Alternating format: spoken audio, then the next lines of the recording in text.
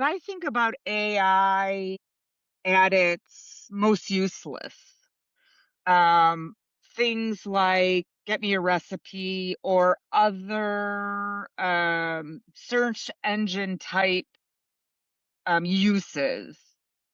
If I say that's AI at its most useless, and even that's more helpful than search engine, I was beyond that. What working with you did was it took the aperture. Yeah. That's what we're saying, and Yeah. it went like, oh my, I had no idea. So I want to give you like a real life. Well, it's not real life because it's TV or streaming example Sure. of what I took away in terms of the possibility. We were watching Matlock. We're a little Okay. behind. Love that And show. in this Yeah. episode of Matlock, maybe you saw this, maybe you didn't.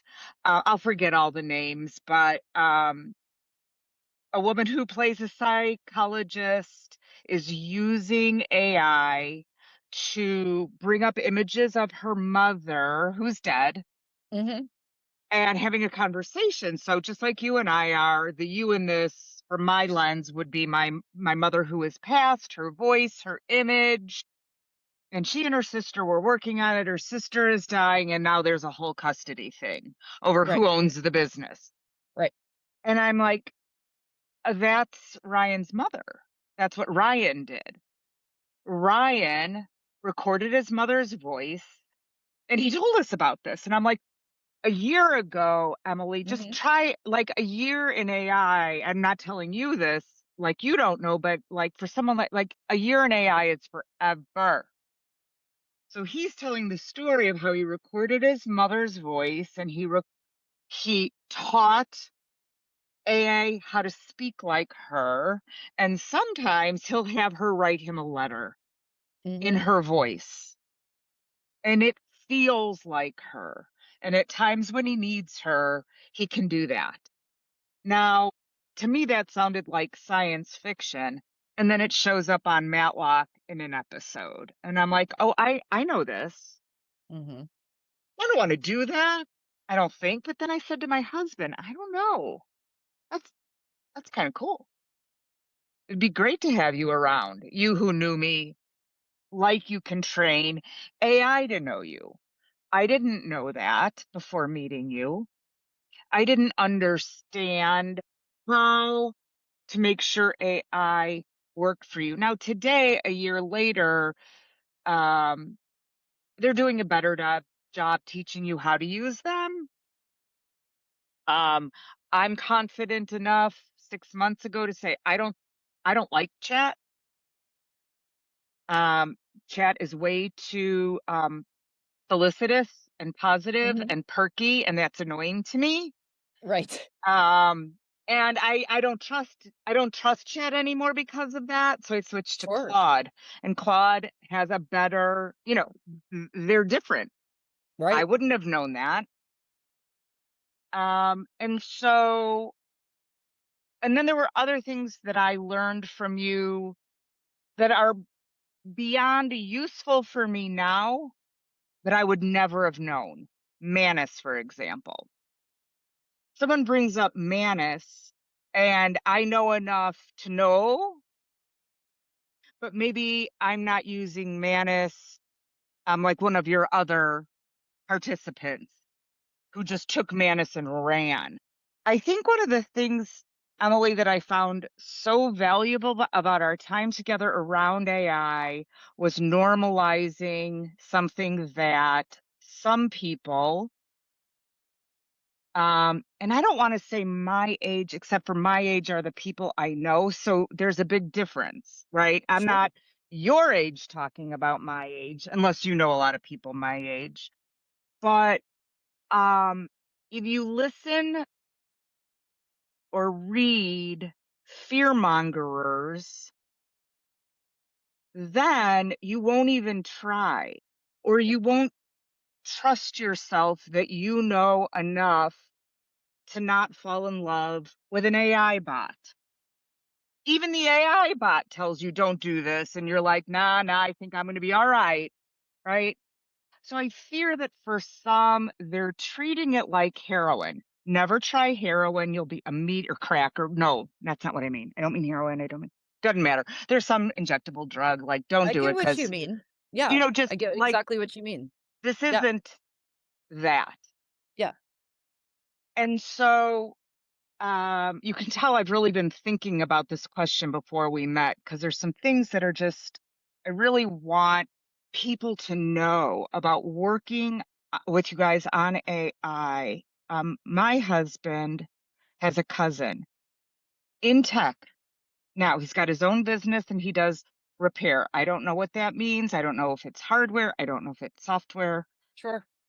but he's theoretically savvy and afraid of AI. Interesting. So Is he my husband, is he technologically afraid of it or is he theoretically afraid of it? I think theoretically, because the Okay, that tech, makes sense. that I think we're all theoretically a little afraid of it. But to the extent that some of us, for me, it's not crippling because I'm like, well, if it's going to turn into a giant robot and kill us all, it's going to do that regardless of what I can control about it or not, right? But theoretically, I think it should scare us all to an extent I because it's agree with. extremely powerful. Just Yes, like any powerful thing, like an atomic bomb, atomic energy should scare us, but it should also be recognized as being something that could be used for extreme good, right? If it's wielded yes, correctly. yes. And I love what you said, like two sentences before.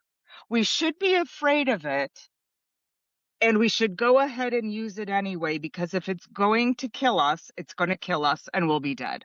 Well, I mean, you should respect something that's powerful, right? I mean, we know if there's something that's powerful that can be wielded for good or bad, just like anything, you approach that item with caution and respect and guardrails and know that there needs to be whoever's handling that needs to have really strong ethics and morals and values and the utmost respect for human rights and people's rights, and they're not going to use or wield that for any kind of negativity or bad or harm to others, right?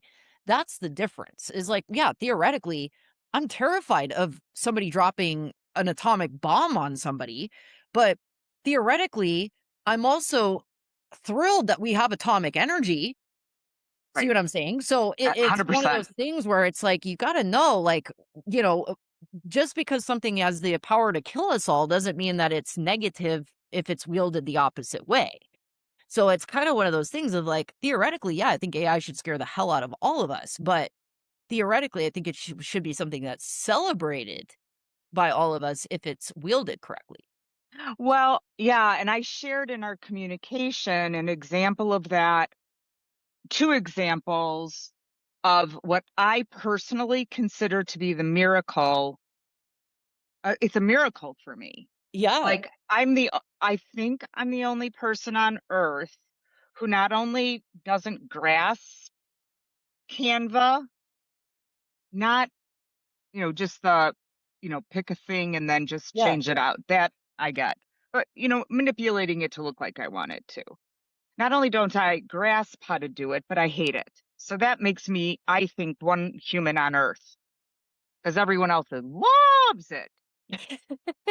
So when I'm going to create the information sheet for my group, and I ask Claude if it can do it, Chat cannot. But man is kid. I didn't. Well, Manus seemed so big. I'm like, I don't think I'm gonna use this. Let me just, but I might. Yeah. Anyway, so it got done. And it's Yeah. not perfect, and it's not as perfect as a graphic designer would do it, and it's good enough. Yeah. And then the other thing that happened that was so amazing was I had someone help me with my newsletter. I do a video newsletter. I shoot the Yeah. video, I'd flip it to her. She'd put it in the email platform, send it out, do a brief summary. She could write like me, or she used AI. I don't know. Yeah. In the beginning, there was an AI. And then post it on LinkedIn. Right. And I stepped away. from it for a bit and wasn't in touch, and then when I got back in touch, she wasn't in touch anymore. And I'm like, "Uh-oh, man, I gotta find somebody to do that. Teach 'em, I thought, "I bet Claude can teach me how to do this. Shoot the Yep. video, download it to," and, like, there's 25 steps, which was very wonky. It took me 2 days to do the first one. It takes me 15 minutes now. Yeah. So I say all of this on the positive side for how helpful it has been, and I would never have known any of that. I mean, maybe I would by now, but I knew this then because of you guys. But at the same time, somebody didn't get hired to do the work. Like somebody used to get hired to do that for me. Well, the interesting thing about this conversation about the hiring side of it is, I think when we live in like the society that we live in, things are just getting more expensive in general, right? And so it's one of those things where it's kind of like everybody's getting screwed right now, regardless of how we look at things, right? And so it's like right now, I don't know what gas is in Chicago. I know what gas is here. I know what it is in LA, where I used to live.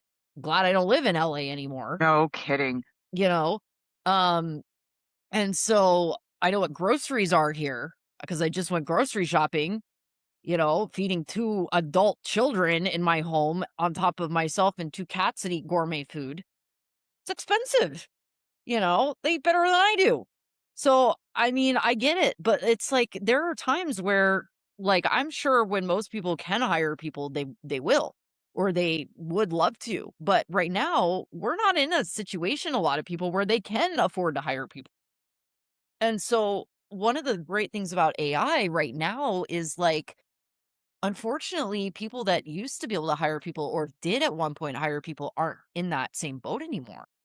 And so one of the great things about AI is it does kind of give you the opportunity, or it doesn't kind of, it allows you to take things into your own hands and kind of take control of your own destiny, especially in a situation where, like, economically, we are upside down right now. And a lot of people can't afford to go hire an assistant or somebody, for 20 bucks an hour or whatever it is that they used to be able to hire because of that reason, unfortunately.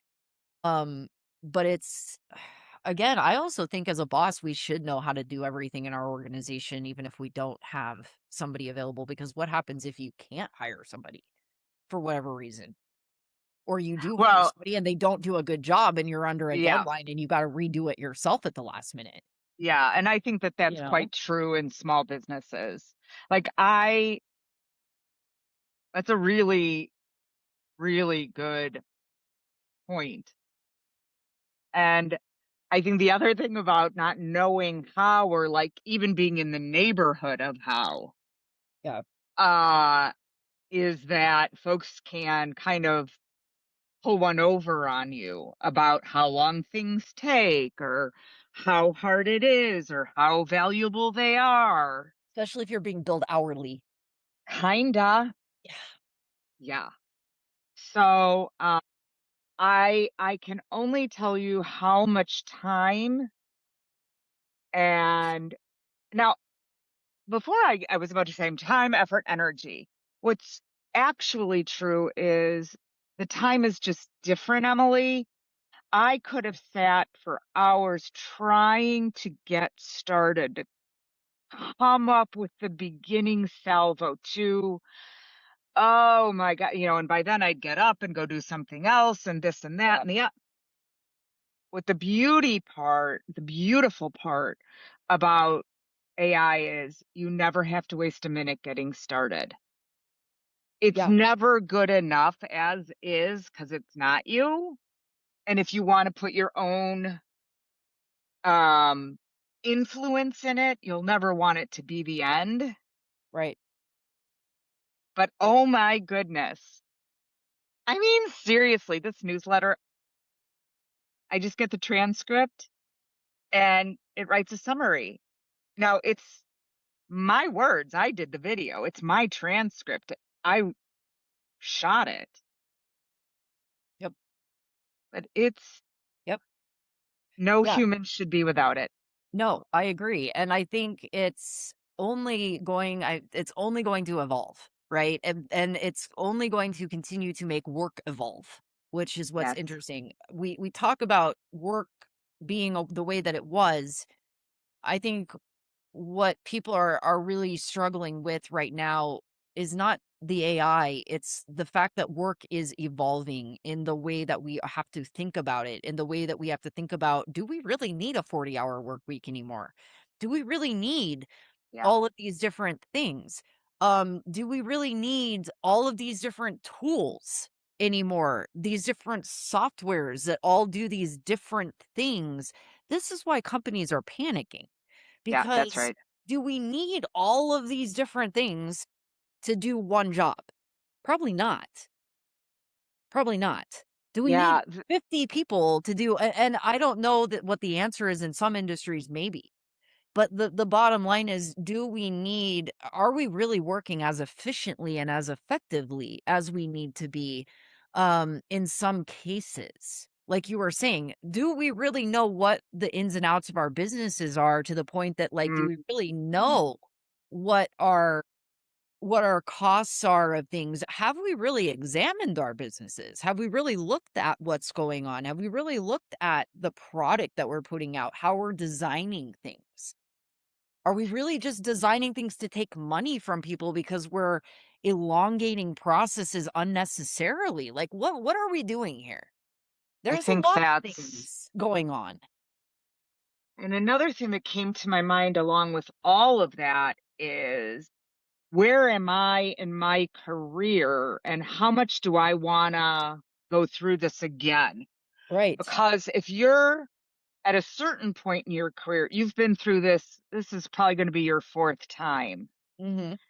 and that can either make you approach it with ease, like, "Oh, right, I've right, been through this right. before. Yeah. Remember the desktop computer and those green screens, and then they said this Windows thing, and I Right. remember that whole thing."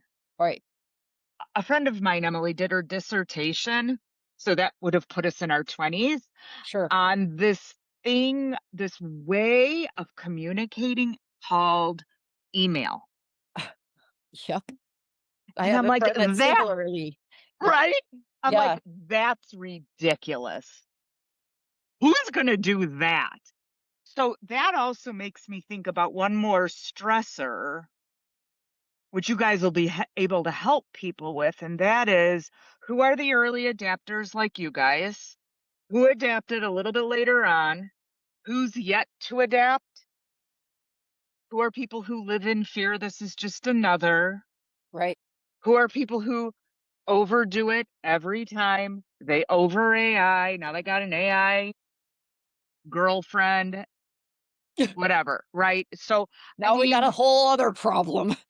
like, but this is what makes the news. Yeah, So, you're right. I just read a whole New Yorker article on it the mm, other day. I know, I know.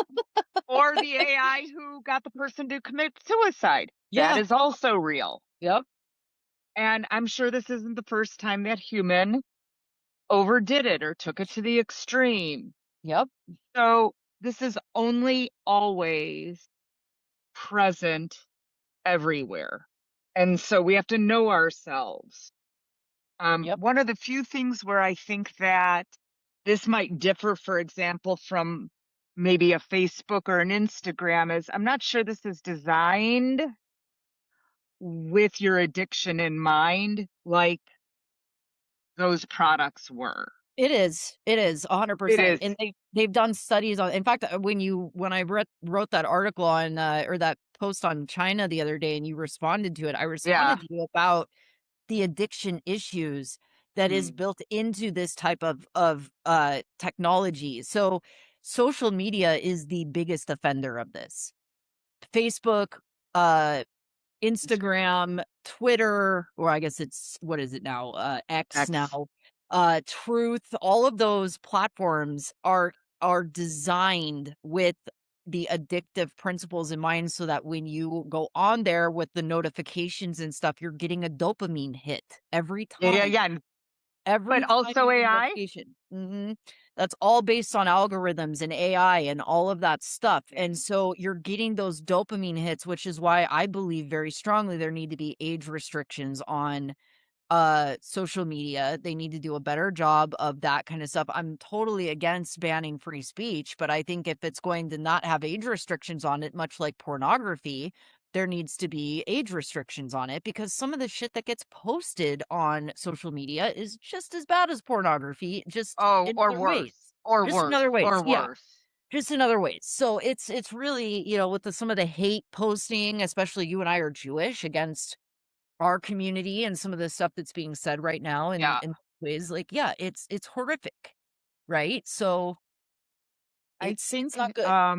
the one thing you said is about kids and age restriction, but it just occurs to me, and maybe there's a difference because an adult is an adult with an adult brain, but, uh, kids aren't the only ones who are addicted. No, I know, but I mean, when it becomes an adult, it's a little bit more difficult because then you start getting into constitutional Yeah, issues, yeah, yeah, right? yeah, yeah. But with I kids, at least with kids, like, kids' brains are still in development Yeah, that's during right. that time, and so, Correct. with kids, if they're exposed to addictive materials and things like that at younger ages, the chances of them becoming addicts, and I know this because 'cause I'm in recovery myself, like, if you start using drugs and alcohol at a young age, the chances of addiction later in life, especially coupled with addiction in family and like genetics, it's like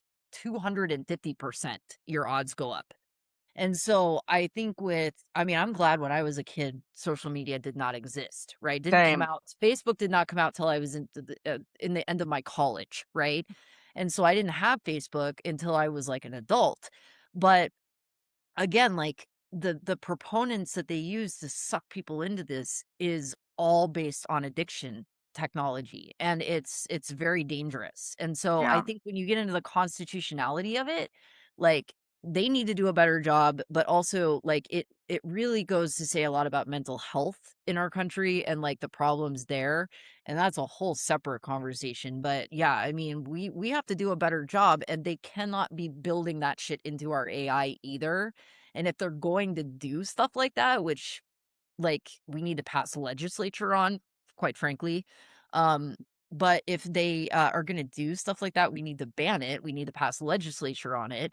And there needs to be age restrictions on it until we can pass legislature because it's so new. There just hasn't been any laws passed on it yet. You know what I mean? Well, the age thing is so easy. If it's With facial kids. recognition could be programmed for knowing. And there was some conversation about this, I think, on the Meta products, that it would start to like crawl for your content. Yeah. And Yep. because kids have kid content. Yep. And so if they're in the program inappropriately, they get booted. That'd be cool. Yeah. Yeah.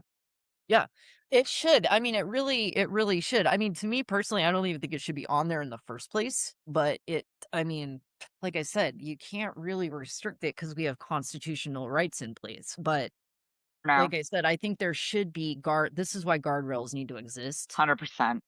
And Even so, just like I love your and then they're gonna blame it on the parents and say parents need to do a better job. And I'm gonna say to them, have you ever parented teenage children? You could be the best parents in the fucking world, and they will find a way around it. Yeah, Clearly, you right, have never parented teenage children. right. Fair, Right? fair.